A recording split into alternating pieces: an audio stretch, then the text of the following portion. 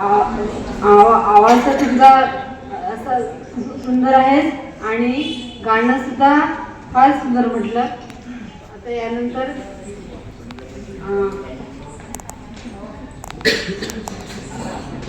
नमस्कार माझं सगळ्यांना. मी प्रथमच माईकवर बोलते आहे, त्याच्यामुळे सगळ्यांनी गोड मानून घ्यावे. माझ्या कवितेचं शीर्षक आहे मी अर्चना सुदर्शन बारापत्रे. माझं कवितेचं शीर्षक आहे निरोप वर्षाला. काल परवाचेच वाटते, हे वर्ष सुरू झाले होते. हातामध्ये स्वप्नांचे नवे रोपटे दिले होते. कधी उन्हाच्या झळा लागल्या, कधी पाऊस होऊनी कोसळते. कधी काठ्यांची जखम दिली तर कधी फूल होऊनी उमगले. काही माणसे दुरावली, काही जीवाला जीव लावून गेली. आयुष्याच्या पुस्तकात एक नवी पाने जोडून गेली. चूक भूल अन वादविवाद सगळं मागे सोडून देऊया. आपल्या प्रत्येक अनुभवाचे कृतज्ञतेने ऋण मानूया. सरणाऱ्या वर्षाला आता हसून निरोप देऊया आणि उद्याच्या नवीन सूर्याचे उत्साहाने स्वागत करूया. सगळ्यांना येणाऱ्या नवीन वर्षाच्या सगळ्यांना खूप खूप शुभेच्छा. धन्यवाद.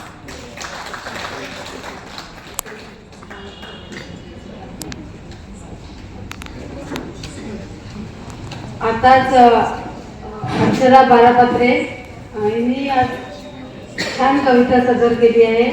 त्यानंतर श्री सुदर्शन बारापत्रे आले आहेत, ते बघूया का. सर्वप्रथम सुजन वारकऱ्यांना माझं नमन. आज आपण 200व्या वारीला इथे उपस्थित आहोत. माझा प्रवास साधारणतः जुलै 2009 पासून मी या वारीचा एक वारकरी आहे. आणि मला आठवतं सलग मे 2009च्या 5व्या कार्यक्रमात म्हणजे 5व्या महिन्यामध्ये कला दरबार 2 असा कार्यक्रम आयोजित केला होता. त्यात विविध क्षेत्रातली जी लोक आहेत, पत्रकारितेतलं, चित्रकारितेतलं, नाट्य क्षेत्रातलं आणि नाट्य क्षेत्रातलं, सोबतच त्याच्यात जे आपण म्हणू की डायरेक्शन असा तो एक प्रकार होता. आणि जवळजवळ 5 लोक आम्ही तिथे होतो. आणि त्या वारीचा एक स्टेजवरती वारकरी म्हणून पहिल्यांदा तिथे जाण्याचा योग आशिष दादांमुळे मिळालेला आहे. मी आशिष दादा याच्यासाठी म्हणतो की लहानपणापासून एकाच वार्डात लहानाची मोठी झालो. आशिष दादाच्या आईने मला बालक मंदिरमध्ये, रघुवीर बालक मंदिरमध्ये मला शिकवलेलं आहे. एवढंच नव्हे तर त्यांच्या वाड्यामध्ये धूम करायचं काम आमचं होतं. दुपारची वेळ राहिली आणि कोणी दिसलं नाही, वाड्याचा दार उघडा दिसला की धूम करायचं भानापेठ वाड्यामध्ये. आणि मग नंतर हे या सरकारनगरला राहायला आले आणि मग तेवढा संपर्क तुटला. पण जो मित्रमंडळी आणि गोतावळा होता तो सगळा होता. आणि दादा परत भेटल्यानंतर जो आनंद होता तो वेगळा होता. या ठिकाणी दादाबद्दल बोलायचं झालं, सृजनबद्दल बोलायचं झालं, हे सगळं तुम्हाला माहिती आहे. सृजनचं वाक्यच आहे की पुढं चला, मागचं बघू नका, सोबतच गो ऑन शो मस्ट वाला काम आहे. मला आठवतं माझ्या वडिलांवरती मला बोलायचं होतं. किस्सा स्वर्गीय विनायकराव पेंटरचा असा तो एक कार्यक्रम होता आणि तो नेमकं गणपती विसर्जनाच्या दिवशी झालेला होता. आणि तो कार्यक्रम श्यामाप्रसाद मुखर्जी मध्ये होता. सगळ्यांना प्रश्न होता की गणपती विसर्जनला कोण येणार आहे. पण जी सगळी गर्दी होती, गर्दीपेक्षा ती सगळी मंडळी बल्लारशापासून तर राजुऱ्यापर्यंत आणि भद्रावतीपासूनची लोक तिथे उपस्थित होती. आणि हेच सुजननी आपलं व्यक्तिमत्व, वेळ हे सगळं पाळलं. आणि आजही ती गोष्ट सगळ्यांच्या ध्यानीमनी आहे. या डायसवर येणं हे एक, मी असं म्हणेन की एक नशिबाचा भाग आहे. कारण या डायशाला तुमचं चरण लागतंय, तसंच मोठ्या मोठ्या लोकांचं चरण या डायसला लागलेलं आहे. म्हणजे प्रकाश आंबे पासून जर अशी आपण लिस्टिंग केली तर भरपूर लोक आहे, नावं मोजत बसलं तर आपली तेवढी 200 कार्यक्रमाची लिस्टिंग होईल आहे. एक आनंद आहे या ठिकाणी उभं राहताना, एक आत्मीयता, एक स्वानुभव जो काही आहे तो या ठिकाणी जेव्हा आपण उभं राहतो त्या सगळ्या आठवणीचं एक उजाळा, एक माळ आपल्या समोर दिसते. मी इथे चंद्रपूरला कला शिक्षक म्हणून गेल्या 32 वर्षापासून काम करतोय. चित्रकार आहे. आतापर्यंत जवळजवळ 2000 पुस्तकांची मुखपृष्ठ झालेली आहे. म्हणजे महाराष्ट्रातच नव्हे तर महाराष्ट्राच्या बाहेर आणि बाहेर देशापर्यंत पुस्तकाचं काम केलेलं आहे एक मुखपृष्ठकार म्हणून. पब्लिकेशन डिव्हिजन भारत सरकारांची पुस्तकं कंटिन्यू असतात, इलस्ट्रेशन कंटिन्यू चालू असतं टेबलावरती. आतापर्यंत 13 गव्हर्नमेंटची, सेंट्रल गव्हर्नमेंटची पुस्तकं झालेली. त्याचप्रमाणे फ्रीबीज गव्हर्नमेंटचं माझे 13 पुस्तकं झालेली आहे. काम चालूच आहे, अजूनही टेबलावरती काम चालूच आहे. पुणे, मुंबई, बेंगलोर पासूनची कामं सगळी येतात. पण आनंद याच्यात आहे की मी बाहेर काय करतो त्याच्यापेक्षा आनंद याच्यात आहे की मी माझ्या माणसांसाठी काय करतो आणि माझ्या माणसांमध्ये काय करतो. आणि त्या सगळ्या लोकांमध्ये एखादा मोठा पुरस्कार घेत असताना सुद्धा जेव्हा तुम्ही माझा माणूस टाळी वाजवतो ना, तो पुरस्कार माझ्यासाठी फार मोठा असतो. कारण बाकीचे लोक तुमचे वाहवा करतात, पण आपल्या माणसाने वाहवा करणं, पाठीवर थाप देणं हे सर्वात मोठं मिळालेलं पुरस्कार असतो. हे सृजननी मिळवून दिलेलं आहे. मला अभिमानाने सांगता येतं की बाई मुखपृष्ठकार म्हणून जो मान मला मिळाला, ज्याची किंमत लोकांना कळायला लागली की मुखपृष्ठकारांचं बा एक महत्व असतं, हे आशीर्वादामुळे. कारण प्रत्येक पुस्तकाच्या मुखपृष्ठाचं जेव्हा काम होतं आणि काम झाल्यानंतर मुखपृष्ठकाराला बाजूलाच ठेवलं जातं.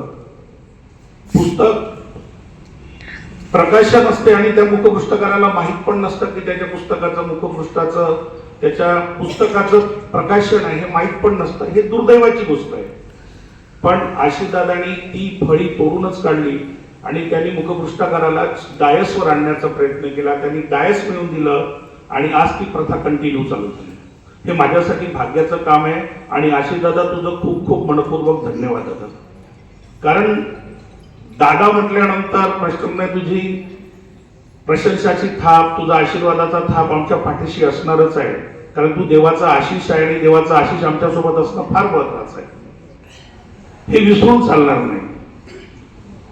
याचप्रमाणे मी नाटकांमध्ये कामं केली. चिंदी बाजाराची 25 प्रयोग, त्याचं नेपथ्य सांभाळलं, वेळोवेळी त्यांचं मेकअप केलं.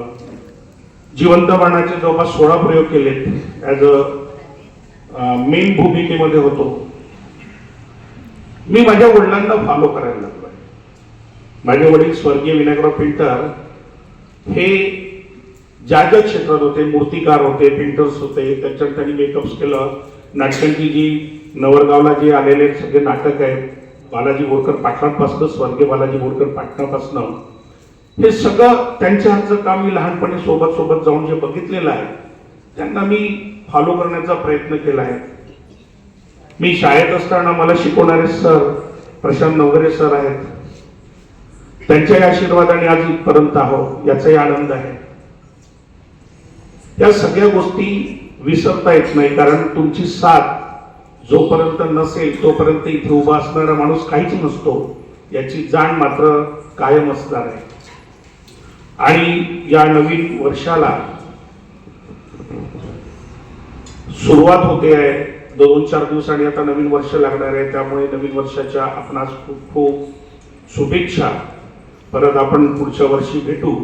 आणि मी अधेमध्ये अशा बऱ्याचशा कविता लिहित असतो.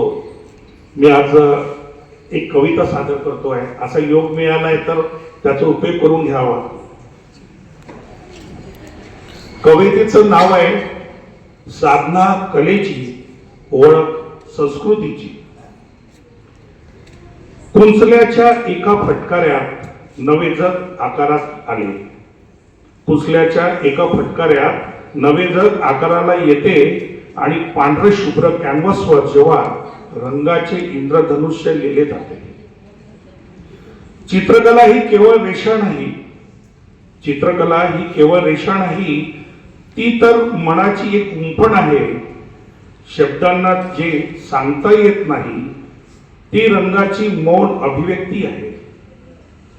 मूर्तिकलेच्या अंगावरती संस्कृतीचा साज चढतो, मूर्तिकलेच्या अंगावरती संस्कृतीचा साज चढतो.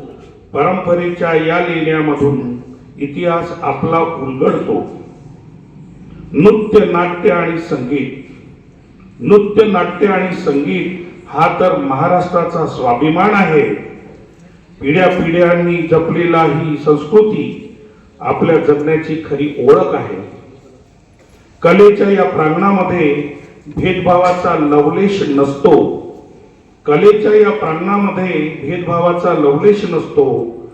माणसाला माणुसकीशी जोडणारा हाच तर खरा सुंदर रस्ता असतो, हाच तर खरा सुंदर रस्ता असतो. धन्यवाद माय बापू.